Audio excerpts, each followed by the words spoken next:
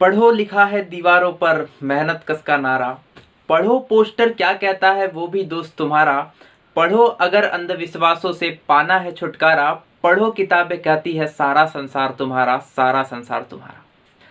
सफदर हाशमी जी की पंक्ति है दोस्तों। और लाइफ में जो एजुकेशन की इंपॉर्टेंस है उसको क्या गजब का डिफाइंड किया है सफदर हाशमी जी ने इस पंक्तियों के माध्यम से।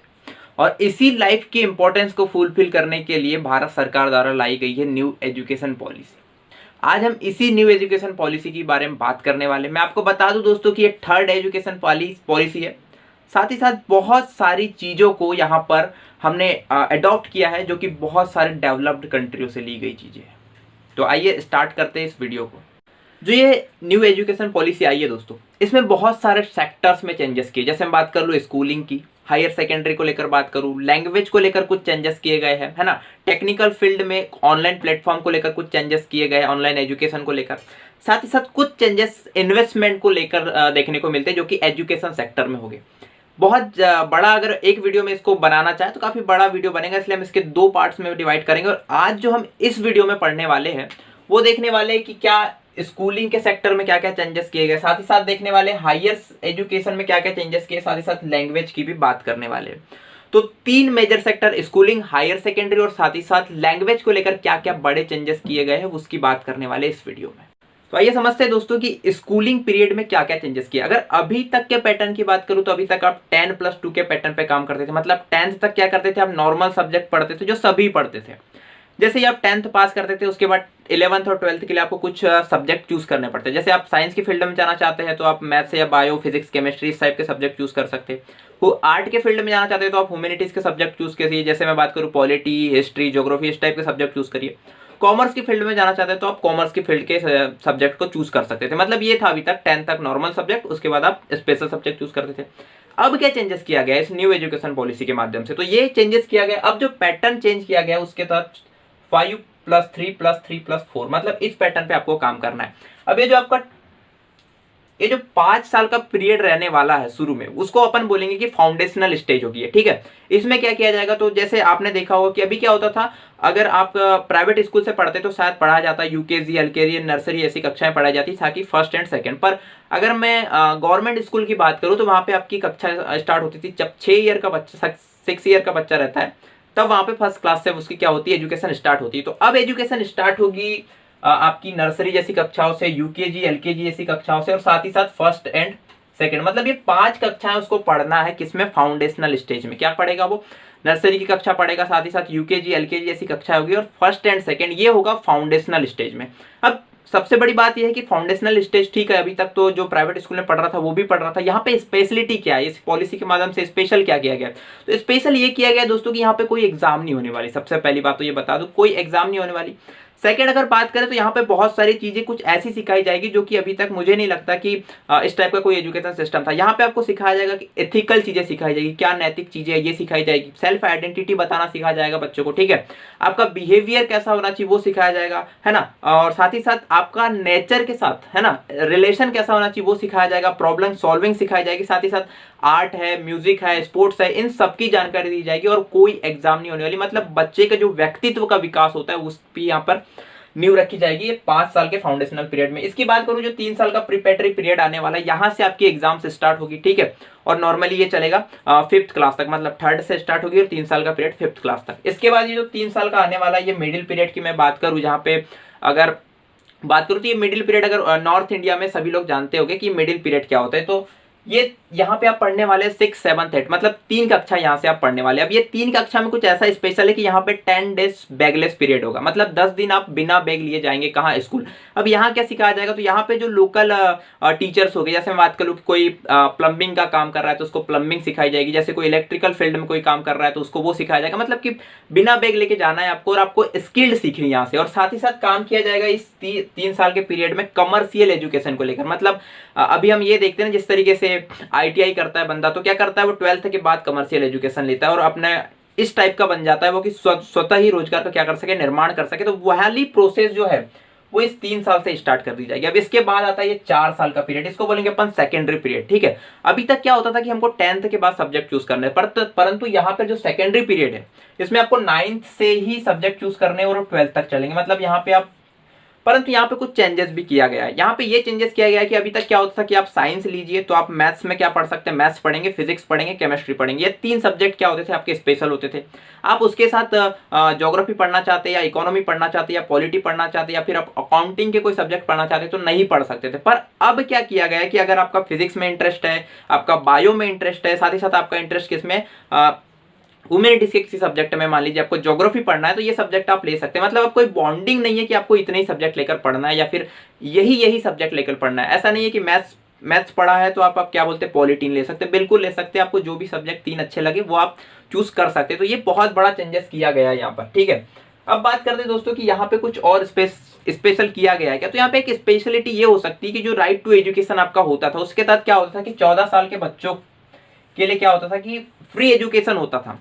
पर यहाँ पे इस पॉलिसी के बाद हो सकता है इसमें कुछ चेंजेस किए जाए। हालांकि अब तक कोई चेंजेस नहीं किए गए, कोई अमेंडमेंट नहीं किया गया, पर हो सकता है कि ऐसा कोई चेंजेस होगा। साथ ही साथ अगर लैंग्वेज को लेकर मैं बात करूं तो लैंग्वेज को लेकर यह है कि जो फाउंडेशनल स्टेज होगी आपकी, मतलब जो शुरू के 5 साल आप जो पढ़ने वाले फाउंडेशनल स्टेज, वहां पे तो क्या है कि कोशिश ये की जाएगी जो आपकी मदर टंग है ना, जो आपकी मातृभाषा है, साथ ही साथ जो लोकल लैंग्वेज है उसमें आपको शिक्षा दी जाए।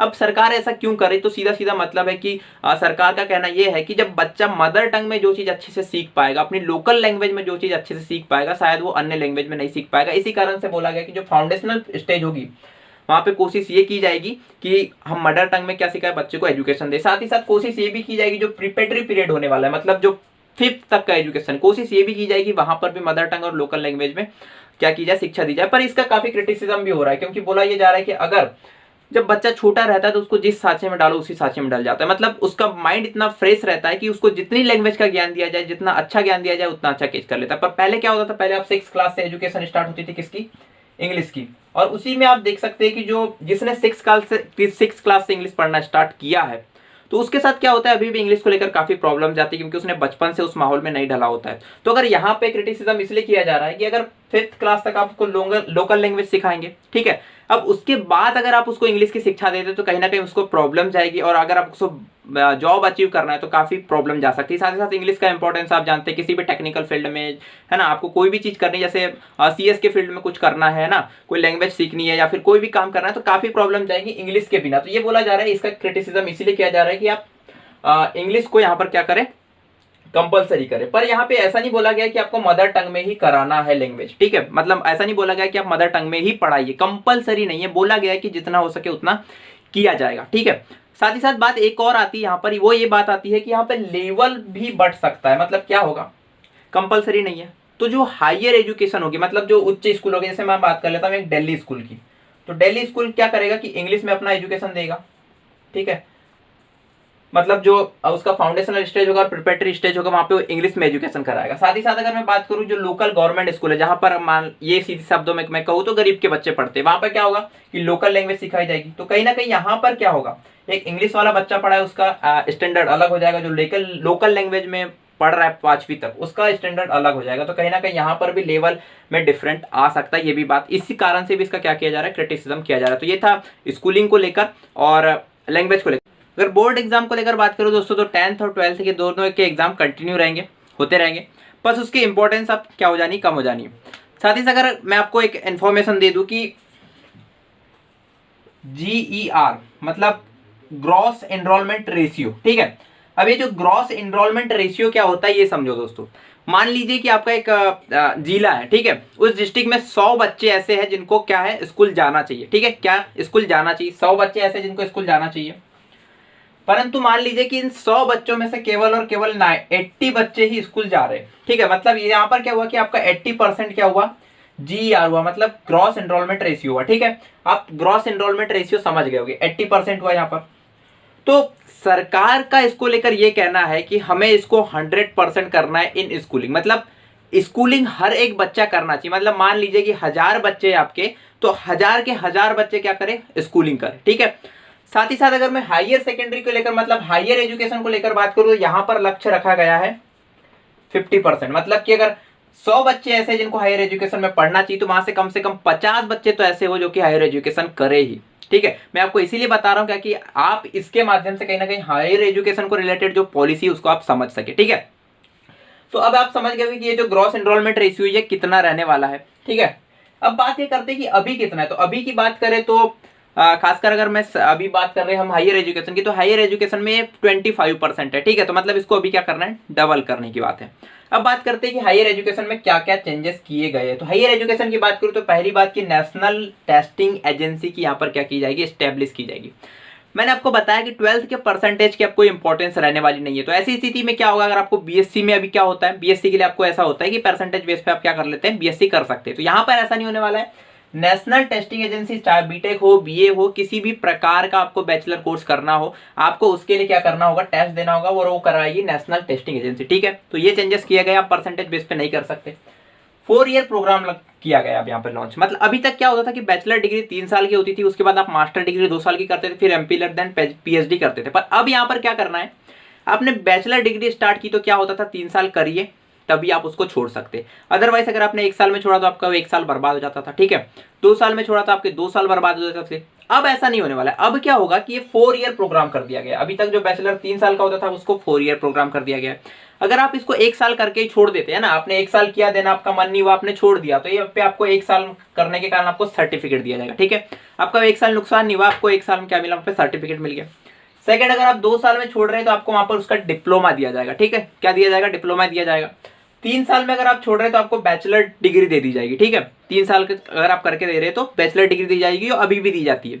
अब अगले आप 3 साल तो कर लिए, बैचलर हो गया, छोड़ सकते। पर अगर आपको 4 ईयर कंप्लीट करने हैं तो आपको यहाँ पे कुछ रिसर्च करनी होगी। मान लीजिए आपने ज्योग्राफी ऑनर्स से लेकर क्या किया है, बीए किया है, तो आप चौथे साल के कीजिए, उस पर रिसर्च कीजिए। तो आपको जो दिया जाएगा डिप्लोमा वो होगा बैचलर प्लस रिसर्च को लेकर दिया जाएगा। तो ऐसे 4 साल का ये प्रोग्राम रखा गया है। अब यहाँ पे आप एक बात समझ लीजिए कि अब 4 साल का है तो मास्टर डिग्री कैसी होगी। अगर मान लीजिए आपने इसको 3 साल में छोड़ दिया है, ठीक है, तो 3 मास्टर डिग्री 2 साल की होगी। परंतु अगर आपने इसको 4 साल किया है तो फिर मास्टर डिग्री 1 साल की होगी। मतलब समझिए, अगर आपने बीएससी को 3 साल का कर लिया है तो आपको फिर एमएससी 2 साल की करनी होगी, ठीक है। मतलब आपका मास्टर कोर्स कंप्लीट हो गया। पर अगर आपने बीएससी को ही अगर 4 साल तक कर लिया है तो ऐसी स्थिति में आपको केवल और केवल 1 साल की मास्टर डिग्री, मतलब 1 साल की एमएससी करनी होगी, ठीक है। अब यहाँ पे ना जो एमफिल होता था, एमफिल को यहाँ पे समाप्त कर दिया गया है। आप लोगों में से बहुत जानते होंगे, अगर कुछ नहीं जानते हो तो एमफिल क्या होता है, जैसे कि मान लीजिए आपने बीए किया है ना, उसके बाद आपने एमए किया, उसके बाद आप एमफिल कीजिए, देन आप पीएचडी कर सकते हैं। मतलब पीएचडी करने से पहले आपको रिसर्च की बहुत जानकारी हो, है ना, आपको स्किल बना सके, इसके लिए आपको एमफिल कराया जाता है। तो अभी एमफिल को क्या कर दिया गया, समाप्त कर दिया गया है। और सरकार मानती है कि इसकी ज्यादा इंपॉर्टेंस नहीं है। क्यों इंपॉर्टेंस नहीं है, तो आपको बैचलर डिग्री में ही 4 ईयर प्रोग्राम कर लिया गया, वहां पे भी आपको रिसर्च सिखाई जाएगी, ठीक है। अब अगर ऐसा होता है कि आप 3 साल का ही करते हैं, मतलब आपने यहाँ पे रिसर्च वाला साल नहीं किया, 3 साल किया, तो फिर जो आपके 2 साल मास्टर के हो गए, वहां पे आपको क्या किया जाएगा, रिसर्च प्रोग्राम सिखाया जाएगा। परंतु आपको अब एमफिल नहीं करना है, एमफिल समाप्त हो चुकी है, मास्टर डिग्री कीजिए और डायरेक्ट आप क्या कीजिए, फिर पीएचडी करिए। 4 ईयर प्रोग्राम आई होप समझ में आ गया। फॉरेन यूनिवर्सिटी को क्या किया जाएगा, अब यहाँ पर आने की अनुमति दे दी गई। अभी तक क्या होता था कि फॉरेन यूनिवर्सिटी जो होती थी वो डायरेक्ट यहाँ पर अपने कैंपस नहीं लगा सकती थी, डायरेक्ट इन्वेस्ट नहीं कर सकती थी, ठीक है। किसी दूसरे को सपोर्ट कर सकती थी, बट अपना डायरेक्ट कैंपस एस्टेब्लिश नहीं कर सकती थी। तो वो कर दिया गया। मैं आपको बता दूं कि ये 2010 में भी पहल की गई थी इसको लाने के लेकर, पर बीजेपी सरकार ने इसका विरोध किया था। कारण ये था कि वो ये समझ रहे थे कि इससे क्या होगा कि कॉस्ट बढ़ जाएगी। यहाँ पर कैसे कॉस्ट बढ़ जाएगी, मतलब कि जब फॉरेन यूनिवर्सिटी आएगी तो वो अच्छे अच्छे लेक्चरर को खरीद लेगी, साथ ही साथ अपनी वो जो स्टूडेंट्स हो गए उनसे फीस भी ज़्यादा लेगी। तो इससे कहीं ना कहीं जो एजुकेशन का कॉस्ट है वो बढ़ जाएगा। और जब एजुकेशन का कॉस्ट बढ़ जाएगा तो कहीं ना कहीं जो ग्रॉस इनरोलमेंट रेशियो वो कम हो जाएगा, क्योंकि कॉस्ट ज़्यादा लगेगा तो पढ़ाई लोग बच्चे क्या करेंगे, कम करेंगे। इस कारण से इसको नहीं लाया गया था। बट अब कुछ इनोवेटिव करना है तो फॉरेन यूनिवर्सिटी को लाया गया। स्कॉलरशिप की बात कर लूँ तो स्कॉलरशिप अब बढ़ाई जाएगी। ऐसे कोई बच्चे होते हैं जो मान लीजिए कोई बड़ा कोर्स करना चाहता है पर वो नहीं कर पा रहा, तो ऐसी स्थिति में उसको स्कॉलरशिप दी जाएगी। और ये बता दूं मैं, ये ओबीसी एसटी एससी के लिए ही है। अब इसका भी एक क्रिटिसिज्म ये किया जा रहा है कि ये जनरल के लिए क्यों नहीं है, इसको आप इकोनॉमिकल बेस पे रखना था, आपको इसको भी आपने जातिगत आधार पे मतलब सेक्टर वाइज बांट दिया ओबीसी एसटी एससी। तो ये भी एक क्रिटिसिज्म किया जा रहा है। बाकी स्कॉलरशिप तो दी जाएगी, ठीक है। अब बात कर लेते हैं मल्टी डिसिप्लिनरी प्रोग्राम अप्रोच। इसमें क्या होगा, मल्टी डिसिप्लिनरी अप्रोच में ये होगा कि अभी तक आप बीटेक कर ले, मान लीजिए, है ना। अगर आप बीटेक कर रहे हैं तो क्या करते हैं, आप बीटेक के ही सब्जेक्ट पढ़ते हैं। अगर मान लीजिए आपको पॉलिटी पढ़ना है, ज्योग्राफी पढ़ना है, तो आप नहीं पढ़ सकते। पर इस मल्टी डिसिप्लिनरी अप्रोच में क्या किया जाएगा कि आप बीटेक के साथ भी ह्यूमैनिटीज के सब्जेक्ट पढ़ सकते हैं, ठीक है। बीएससी के साथ भी आप बीए के सब्जेक्ट पढ़ सकते हैं, बीएससी के साथ भी आप क्या कर सकते हैं, बीटेक के सब्जेक्ट पढ़ सकते हैं। मतलब अब आप जितने सब्जेक्ट पढ़ना चाहते हैं, मल्टी सब्जेक्ट पढ़ना चाहते हो, पढ़ सकते हैं। जैसे आपने देखा होगा कि अभी दिल्ली यूनिवर्सिटी में ह्यूमैनिटीज डिपार्टमेंट खोला गया। मतलब आप दिल्ली यूनिवर्सिटी में बीटेक के सब्जेक्ट पढ़िए, आईआईटी वाईआईटी तो पढ़िए, साथ ही साथ आप क्या पढ़ सकते हो, ह्यूमैनिटीज के सब्जेक्ट भी पढ़ सकते हैं। तो अब काम किया जाएगा मल्टी डिसिप्लिनरी अप्रोच। अब क्यों किया जाएगा, जैसे आप मान लीजिए इंजीनियर है, ठीक है, हमने उसको पुल बनाना तो सिखा दिया, साथ ही साथ उसको थोड़ा सा इकोनॉमी का भी नॉलेज हो कि किस तरीके से यहाँ पे काम किया जाना चाहिए ताकि वो अच्छे से कर सके। उसको थोड़ा सा एनवायरमेंट का भी नॉलेज हो जिससे वो क्या कर सके, समझ सके कि हाँ ठीक है पुल तो बन रहा है पर उससे एनवायरमेंट पे क्या इफेक्ट पड़ने वाला है ये समझ सके। इसलिए उसको ज्योग्राफी, एनवायरमेंट और साथ ही साथ इकोनॉमी का भी नॉलेज होना चाहिए। साथ ही साथ ये सिंगल रेगुलेटरी बॉडी बनाई जाएगी, है ना। तो higher education commission of India बनाया जाएगा। इसके कारण अभी तक क्या होता था, यूजीसी होते और अन्य अन्य तरीकों को कुछ रेगुलेट करने वाली छोटी छोटी बॉडियां बनाई जाती है। जैसे बीएससी बीए की बात करूं तो उसको यूजीसी क्या कर रहा है, कंट्रोल कर रहा है। मेडिकल के लिए अलग है, ठीक है, बीटेक बीटेक कर रहे हैं आप उसके लिए अलग होती है। तो अब क्या किया जाएगा कि यहाँ पे एक सिंगल रेगुलेटरी बॉडी बनाई जाएगी। मतलब जो यूजीसी है ना, और अन्य प्रकार के जितने भी रेगुलेटर बॉडी होती थी सबको कौन करेगा अब रेगुलेट, वो करेगा higher education commission of India, ठीक है, ये करेगा आप क्या रेगुलेट करेगा। तो आप सिंगल रेगुलेटरी बॉडी समझ गए, पूरे देश में अब एक ही बॉडी होगी जो हर किसी रेगुलेटरी बॉडी को क्या करेगी, कंट्रोल करेगी।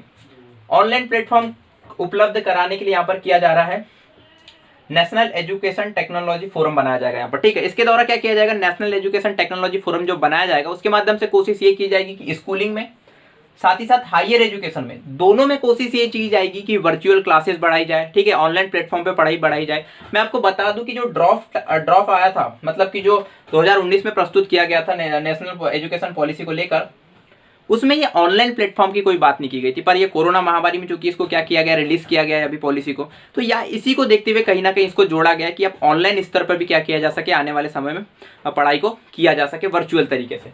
साथ ही साथ एकेडमिक बैंक ऑफ क्रेडिट, ये बड़ी अच्छी यहाँ पर कदम उठाया गया है कि आपको क्या होता है कभी कभी कि आप बीएससी करना स्टार्ट किया, बीटेक करना स्टार्ट किया, फाइनेंशियल प्रॉब्लम आ गई या घर की कोई प्रॉब्लम हो गई, तो ऐसी स्थिति में आप क्या करते, पढ़ाई बीच में ही छोड़ देते।